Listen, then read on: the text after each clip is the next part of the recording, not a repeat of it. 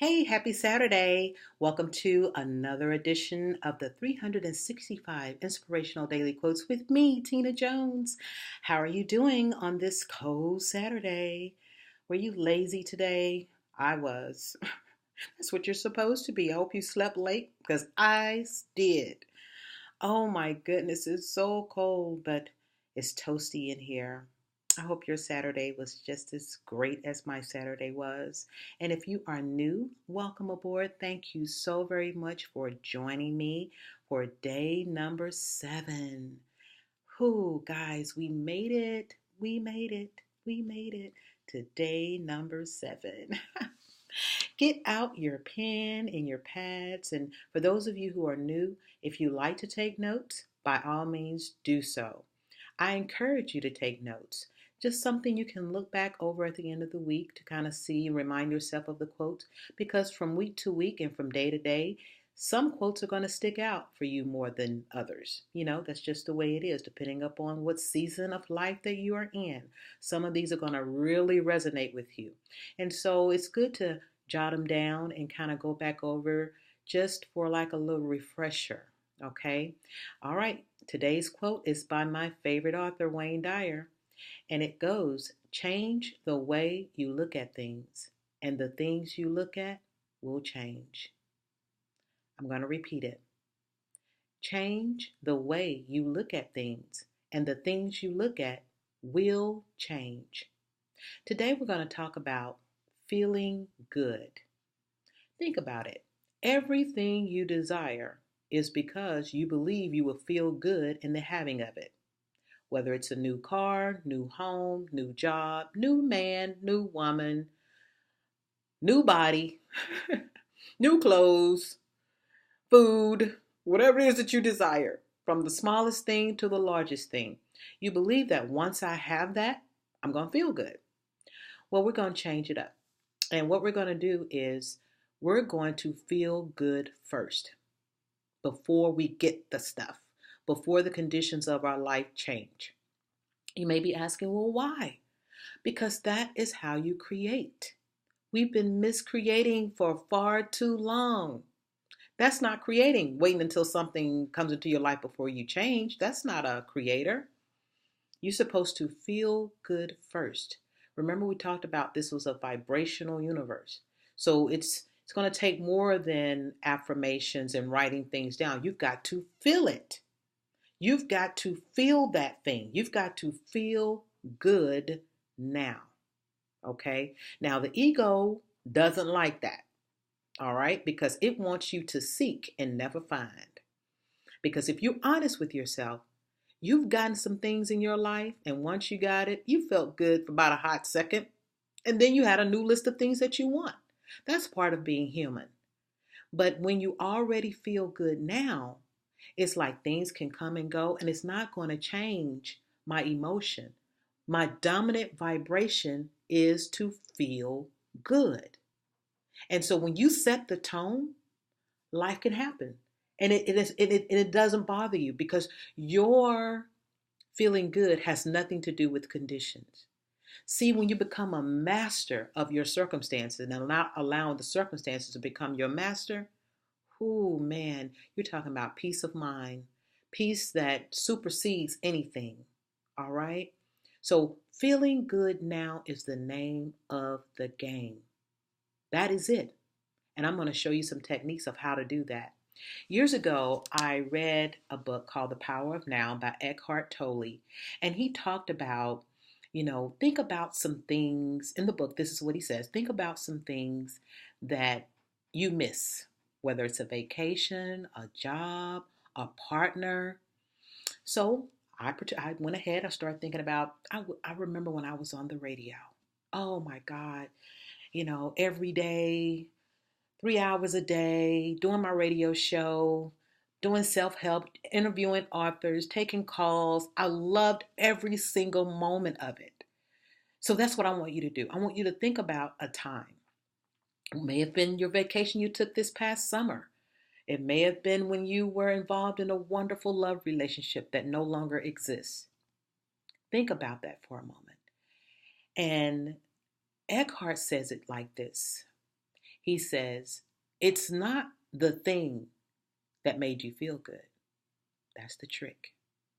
It was because your mind was in the present moment. You weren't thinking about anything else. So that's why you enjoyed it.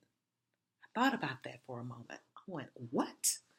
And when I thought about being on the radio, and my mind was, I was fully in the station. I was fully talking to the guests we had, my producers and board op and the callers that called in. My mind didn't wander. I didn't think about, well, I got to go home and do the dishes, or I got to go pick John up from school, or my mind wasn't on anything else but that job, that moment, moment to moment. And when I read that, wow. So think about it for yourself. When you're on vacation, if you're really having a great time, it's because your mind is not thinking about anything else. And then in the same chapter of the book, he says that's why people enjoy sex. He says not so much just the sex. He says it's because your mind is not on anything else. That's what makes it enjoyable. Now he says if your mind is somewhere else while you're having sex, it's not good. Think about it in your own life, in your own personal experience. If your mind is somewhere else, you're just like, you're not even in the mood. Doesn't that make sense? So here's the kicker. This is what we've got to learn. Bring the awareness to every experience in your life instead of chasing the experience. Oh, I can't wait to go back on vacation. Oh, I can't wait for this to happen. Oh, I can't wait to be in another relationship. Oh, I can't wait until I lose this weight. Don't do that. Bring the awareness, the present moment awareness. Bring that into washing the dishes. Don't let your mind wander. Practice this. This is how you're going to be able to do it for long spans of time in your day. You've got to practice it with the mundane things that you do. Washing dishes, folding clothes, washing clothes, vacuuming, wiping down your furniture with furniture polish, whatever it is that you do, your chores. Don't allow your mind to wander. Just at first, it's going to be odd because your mind is going to want to do it. I mean, women, we're multitaskers. We got 50 million things on our mind. But I'm trying to teach you the power of feeling good, that you're now become a generator when you do that.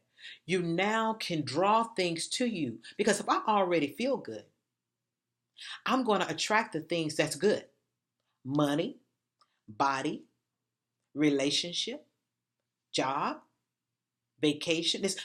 I'm going to be a magnet for it now, you see, because we are alike. We are equally yoked. You see what I mean? And so it's like many times you have been praying, meditating, and wanting things. And it's like, I'm waiting on God. I'm waiting on the universe. Well, the universe is waiting on you. It wants you to become a like vibration to what it is that you've been asking. You've been asking wrong. You've been asking with your lips and not with your vibration, with your feeling, emotional vibration. Oh my God, you don't really understand the power of feeling good. Because if you did, you would be the kind of creator, oh my goodness, that would just change your life in such big ways. And you would be at peace. And at the end of the day, that's what we all want, a peace of mind. We want to sleep good at night. We want to wake up in the morning and go, yes, you know, just wake up in the morning and say yes to life. You know, none of us know how long we have on this earth. So celebrate it every single day by waking up and going yes to it. Yes, yes, yes. Thank you, God. Yes. You know, saying yes to your life, you know, and being grateful for it brings you more things to be grateful for or appreciative of. Remember, appreciation is the name of the game. All right. So change the way you look at things, and the things you look at will change. I promise you. Today's quote: I feel good. Ba-na-na-na-na-na-na. I knew that I would. I feel good. That's the affirmation. Doesn't get any better than that.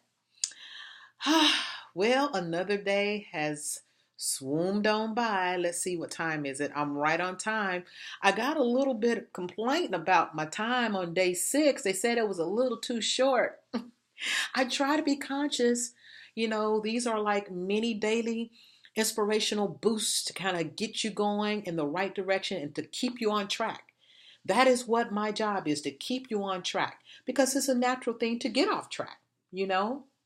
So I love each and every one of you. I'm so happy and delighted that you've chosen to spend this part of your day with me every single day.